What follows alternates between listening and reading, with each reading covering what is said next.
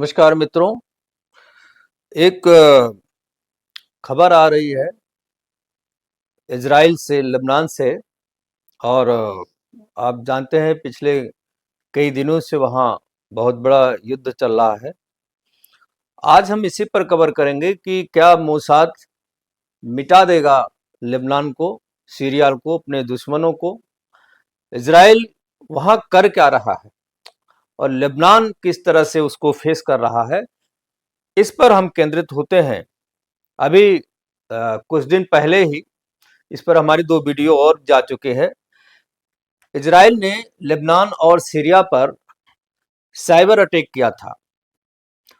उनके पेजर, वाकी टाकी, radio set और सोलर पैनल्स, बहुत सारी चीजों पर, जितने भी इलेक्ट्रॉनिक डिवाइसेस से, बहुत सारी चीजों पर उसने हमला किया था, एक साथ हमला किया था। एक बहुत बड़ा ये हाइब्रिड वॉरफेयर का एक संकेत जो है पूरी दुनिया को दिखाई दिया। अब ये है कि उसके बाद जो है, जो इजरायली आर्म फोर्सेस है, उसके एयरफोर्स ने बहुत तगड़ा स्ट्राइक किया है लेबनान में। और पिछले वीडियो में भी ये बताया था हमने कि उनके जो आर्मी चीफ थे इजराइल के, उन्होंने ये बात कहा था कि भाई हमारे पास बहुत स्ट्रेटेजिक प्लान है, बैकअप में है, और मैं आने वाले समय में बहुत सारे प्लान एक्टिवेट करने वाला हूं। अभी तो ये शुरुआत है।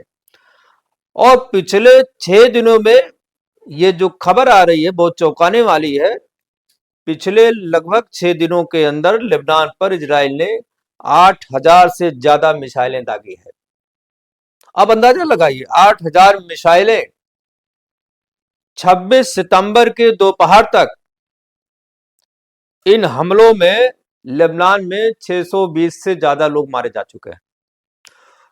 ये आंकड़ा बहुत तेजी से बढ़ रहा है।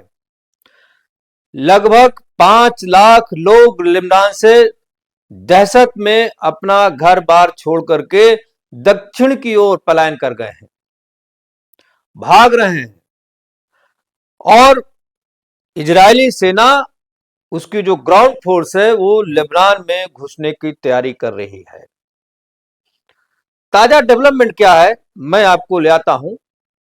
17 सितंबर को दोपहर लगभग 3:30 बजे लेबनान की सड़कों, बाजारों में एक के बाद एक 3,000 से अधिक पेजर्स ब्लास्ट होते हैं और इसमें लगभग दर्जन भर लोग मारे जाते हैं।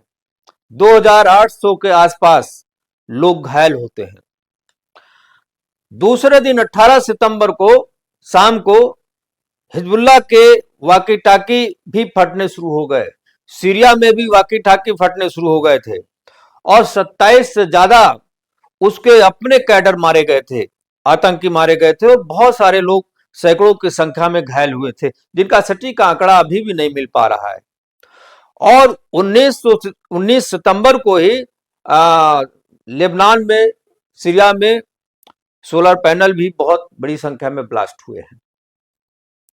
सोलर पैनल भी सुरक्षित नहीं है और वहां चूंकि बिजली, इलेक्ट्रिसिटी प्रॉब्लम है, तो सोलर का इस्तेमाल ज्यादा होता है। उसके दूसरे दिन 20 सितंबर को इजराइल ने लेबनान पर फिर लगभग 75 मिसाइल दागी है और लगातार वो मिसाइल दाग रहा है। इस 75 मिसाइल में 20 सितंबर को ही 45 से ज्यादा लोग मारे गए, ऐसा बताया गया है। और ये लगातार पिछले 6-7 दिनों से हमला चल रहा है, मिसाइलें चल रही है, स्ट्राइक हो रही है, ग्राउंड फोर्स ऑपरेशन के लिए रेडी बैठी है। और मोसाद तो अपनी योजना में पहले से ही लगा हुआ है। मैं बाद में आता हूं मोसाद के बारे में। हिजबुल्लाह ने भी पलटवार किया है और ऐसा माना जा रहा है कि लगभग 2,000 मिसाइलें इजराइल के ऊपर हिजबुल्लाह ने भी फायर की हैं, दागे हैं। हालांकि कोई खास कैजुअलिटीज की बहुत रिपोर्टेड इजराइल से नहीं आ रही, क्योंकि इजराइल पहले से अलर्ट रहता है और उसका जो एंटी मिसाइल डिफेंस सिस्टम है वो अलर्ट रहता है। आप जानते हैं कि बहुत सारी मिसाइल रॉकेट्स वो रास्ते में गिरा देता है। लेबनान की जो हेल्थ मिनिस्ट्री है वो बता रही है कि हमारे यहाँ जो हमला हुआ है वो 620 से कहीं ज्यादा लोग मारे गए हैं और लगभग 1835 के आंकड़े दे रही है कि लोग घायल हैं। मैं समझता हूं इससे कई गुना ज्यादा लोग घायल हुए होंगे। 5 लाख से ज्यादा लोगों का पलायन करके, वो भी लेबनान में बहुत जनसंख्या नहीं है, दूसरे क्षेत्रों में चले जाना इस बात का संकेत है कि युद्ध खतरनाक स्थिति में पहुंचता जा रहा है। हवाई हमले के बाद सवाल यह होता है, क्या इजराइल की सेना, इजराइल की ग्राउंड फोर्स लेबनान में घुसने वाली है? इसको समझना आप। 27 सितंबर के पहले ऐसे कोई संकेत नहीं दिख रहे थे कि इजराइल सेना लेबनान में घुसेगी।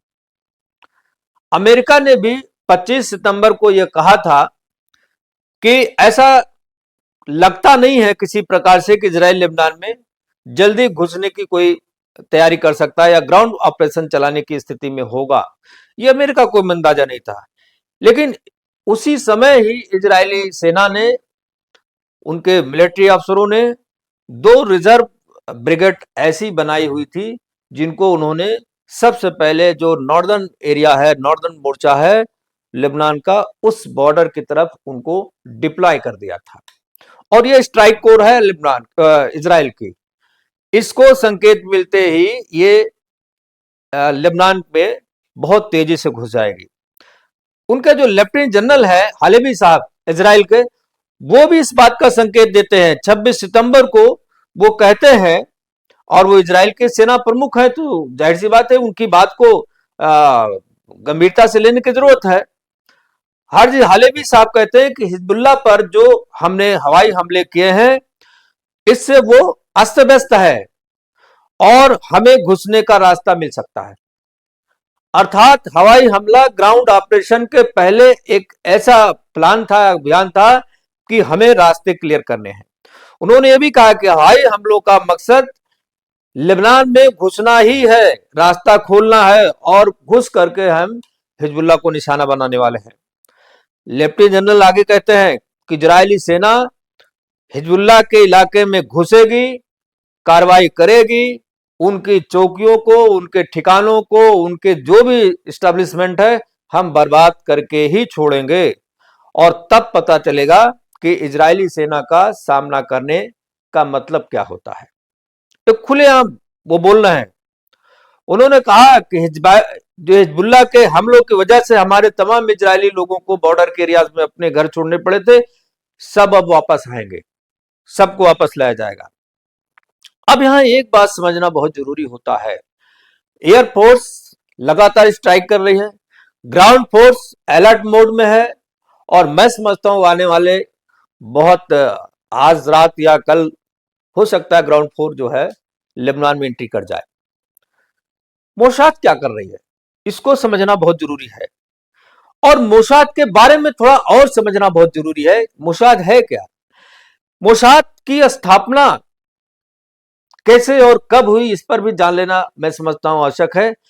आप जानते हैं कि 1948 में इजराइल को एक देश के रूप में मान्यता मिली और यहूदी धर्म का यह देश दुनिया में अस्तित्व में आया। लेकिन तब से लेकर अरब देशों ने, मुस्लिम देशों ने लगातार इसका विरोध किया है और इस पर धार्मिक दुश्मनी, एक प्रकार की जो नफरत थी यहूदियों से, खुल करके ये करते चले आ रहे हैं और ये नफरत का शिकार रहा है। चारों तरफ से इजराइल दुश्मनों से घिरा हुआ है और इजराइल को अगर बचना है, अस्तित्व बचाए रखना है, उसको इतिहास में दोबारा नहीं मिटना है, तो निश्चित रूप से उसे लड़ना होगा, मारना होगा, मरना होगा। ये उसकी नियत है और उसने इसको देखते हुए अपनी सैन्य क्षमता में बहुत बढ़ोतरी की है और साथ में एक खुफिया एजेंसी भी उसने बनाई, उसका गठन किया, जो उसको आज मोसाद कहते हैं। हालांकि इस एजेंसी का जो पहला प्रपोजल गया था वो रूबेन सिलोहा साहब ने अपने जो प्राइम मिनिस्टर उस समय डेविड बेन गुरियन साहब थे, डेविड बेन गुरियन साहब के सामने प्रपोजल रखा था कि एक हमें इंटेलिजेंस सिस्टम डेवलप करना चाहिए। और 13 दिसंबर 1949 को इस एजेंसी का गठन होता है और इस एजेंसी का नाम पहले सेंट्रल इंस्टीट्यूट फॉर कोऑर्डिनेशन रखा गया था, CIC, central institute for coordination के नाम से पहले इस एजेंसी का गठन इजराइल में किया गया था। लेकिन 1951 में इसका नाम बदल करके मोसाद रख दिया गया। तब से मोसाद पूरी दुनिया में एक ब्रांड बनकर के उभरी है इंटेलिजेंस इकाइयों में। अब यह समझना चाहिए कि मोसाद क्या है और कर क्या रही है। मोसाद के बारे में अगर कहा जाए तो ये बॉस ऑफ द बॉसेस है। ये टॉप आईए ऑर्गेनाइजेशन ऑफ द वर्ल्ड है। इंटेलिजेंस एजेंसियों में नंबर 1 की एजेंसी का नाम है मोसाद।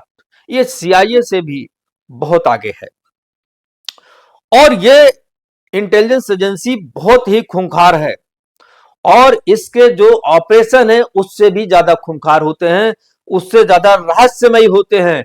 ये घोस्ट की तरह काम करती है। इसके चंगुल में जो आता है, इसकी हिटलिस्ट में जिसका नाम दर्ज हो जाता है, चाहे वो व्यक्ति हो, व्यवस्था हो या देश हो, उसका बचना नामुमकिन हो जाता है।